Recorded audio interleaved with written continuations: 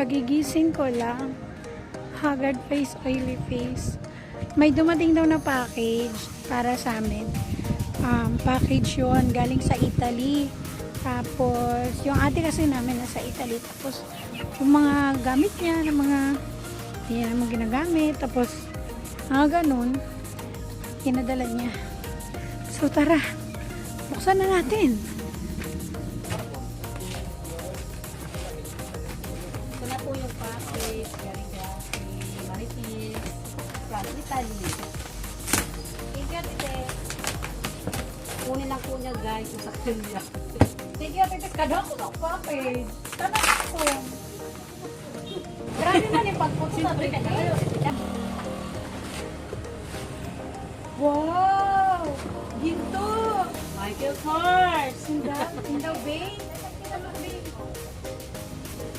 Anda? Ano ba kay? Uy, kaukoy, malipatin, sinado.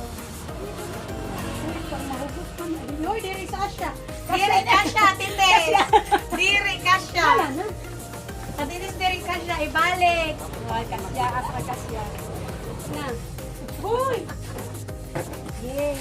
Kaya napulit pa dahil yun kayo. Ini, mo na yun. Diri ni na ako. Kusagad to. Diri, kusagad to. Nagkapak to. Okay. Di ba kaya abukal dito sa bago? So, ayun guys, naghalongkay-halongkay na kami dyan. Kasi may sinabi sa akin sa Titis na meron daw kaming package.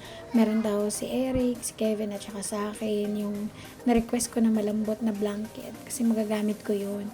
Tapos, pero wala dyan, di ko alam. Baka nakalimutan niyang ilagay or I don't know.